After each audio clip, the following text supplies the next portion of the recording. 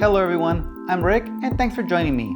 And as always, if you've been here before, welcome back to the channel. Today we'll be looking at a small DIY tower speaker set, the Neil Blanchard Designs Tower 4. This is a super interesting design with a remarkable sound. The design is a mass-loaded transmission line, sometimes abbreviated to MLTL. But before we get into that, let's talk a little bit about the brand.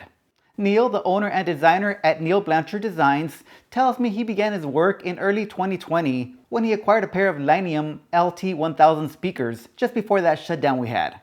He bought them because they use a unique driver called TLS, or True Line Source, along with an 8-inch woofer in a transmission line cabinet. The qualities of the transmission line surprised Neil, and that began his journey into transmission line designs. Neil tells me that he learned that the old school rule of thumbs that were used to design these transmission line speakers over the decades have since been replaced with computer 3D acoustic modeling, and here's what we have today. Neil also dove into crossover design, with his first retail product being an upgrade manual for the Sony SS-CS5 speaker, which he released at the end of 2021, and then upgrade manuals for the ELAC BS41, DB5.2, and the Motiva B1 Plus. Today we have Neil's fourth speaker design, the Tower 4. Now you'll also find newer designs on Neil's website as well, like the upgrade to the Tower 4, the 4T4, which gets an additional woofer. But again, today we're looking at the single woofer Tower 4. Neil's intention with this design was high value, low price for the drivers and crossover components. Now to see what that meant, I went ahead and made a shopping list, and the drivers come from Parts Express. The 4-inch woofers are currently priced at $16 each, and the tweeters at $11 each. 2 sets of good binding posts will set you back around $15 or so. Internal wiring, maybe $20. And finally, the crossover components. And this is cool. For those who are new to crossover building, or if you simply don't subscribe to the idea that crossover components can make a difference, Neil gives you 3 options, a good, better, and best parts list, which range from around $40 for the good list and up to $175 for the best list, as of yesterday's pricing. Then you need some building material. MDF will be more affordable, but around 40% heavier. I'd personally go with Baltic birch plywood. Sheets are now back to normal pricing, and at my local lumberyard, I found a 4x8 is currently available for around $50. With the $100 cost of the building plans, here's what we're looking at. Just under $300 with the basic crossover parts, and up to $425 going with the best components on the shopping list. However, you still have to account for tools, soldering iron, saws, clamps, and stuff like that, as well as your time and effort. Now, if you have a little extra budget for your speakers and you aren't the best woodworker and want to save some time and effort or risk of bad cuts, Neil also offers a CNC flat pack in Baltic birch for $425. And that will for sure be a time and stress saver.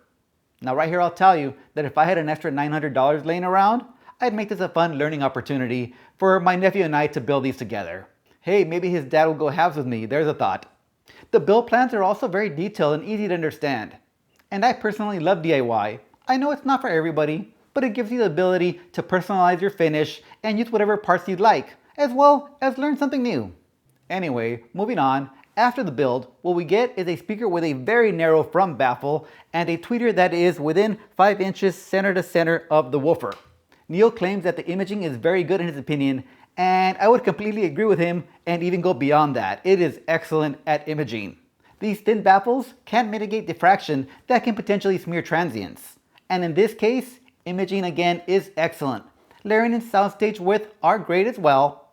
Now soundstage height isn't quite as good. The tweeters don't quite reach my ear level when I'm sitting at my listening position.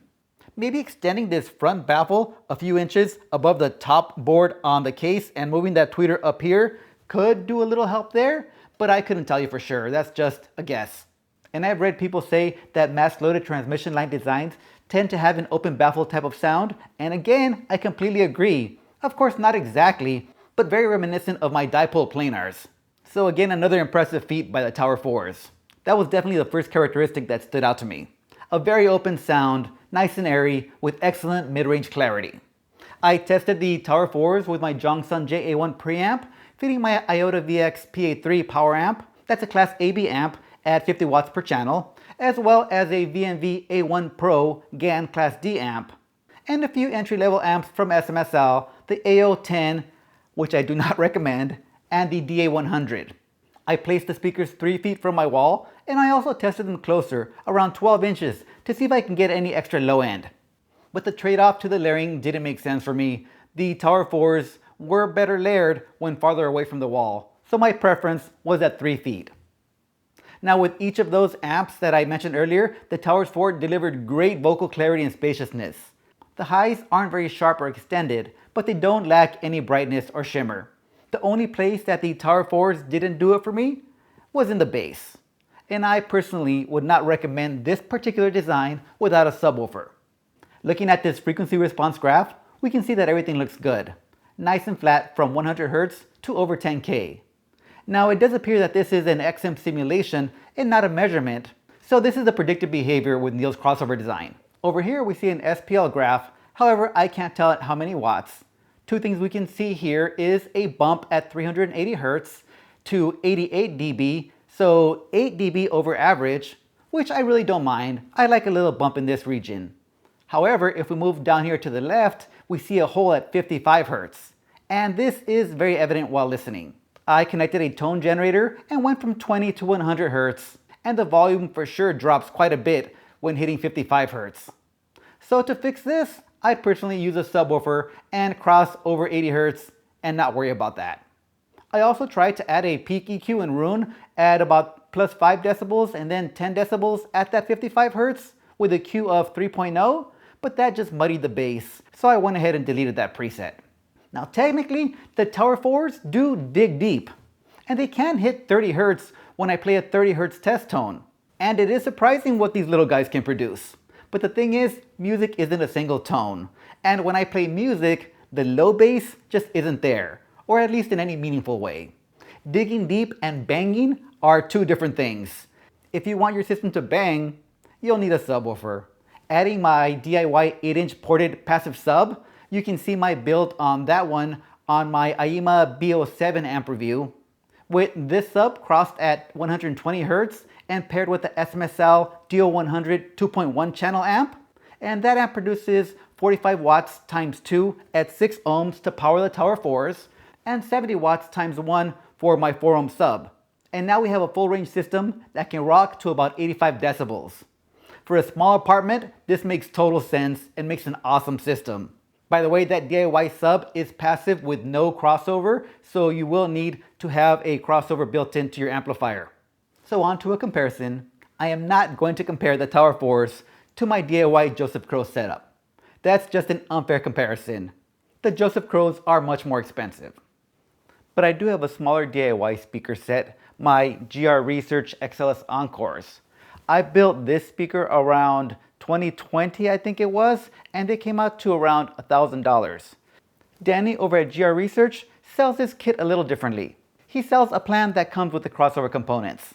The kit that I purchased had all the sonic cap upgrades, as well as the MyFlex copper foil bypass caps, air core inductors, and Mills resistors.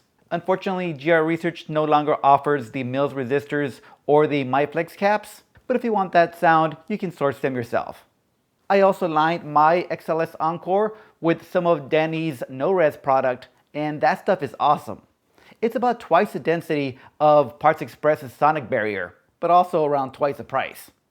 The XLS Encore is a remarkable speaker. It produces amazing vocal clarity, imaging, and soundstage width and height. And one of its standout characteristics is the bass texture. The XLS Encores don't go as deep as the Tower 4s. You get decent bass to around 60 Hz. So again, the XLS Encores do benefit from a sub as well. Comparing these two, first off, the crossover in this review set of Tower 4s here is comprised of their mid-tier better level parts. So the Tower 4 is the more affordable of the two here. The XLS Encores are more sensitive at 87 decibels versus 86 here on the Tower 4s. And while that 1 decibel might not seem like too much, the Tower 4s are 6 ohm speakers versus the 8 ohms on the XLS. So the Towers will demand a little more power from your amplifier to match the SPL.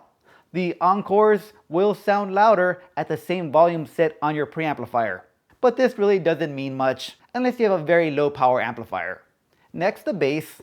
The bass does go deeper on the Tower 4s, but it isn't at the same quality as it is on the XLS Encores. With the XLS Encores, I can pick up on more micro vibrations on gritty tracks like Lunch by Billie Eilish. The vocals are where the Tower 4s shine, a very open sound, and a bit more so than the Encores. And here's where we get that almost dipole sound from the Tower 4s, which I really love. The clarity is excellent with beautiful decay on both. The highs are slightly more tame on the Tower 4s than on the Encores as well. For my taste, the Encores can sometimes be a touch bright, so I really appreciate the light hand of the tuning on the Tower 4s. Imaging is spot on with both the Encores and the Towers, and it's very easy to pinpoint where everything is in space. Layering and soundstage, however, go to the Encores.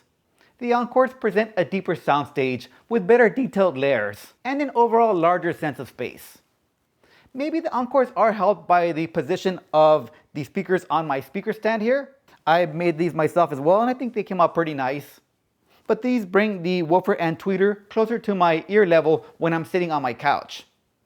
The center point of the woofer and the tweeter on the Tower 4s here sits at around 29 inches versus around 37.5 inches on the XLS Encores on this particular stand.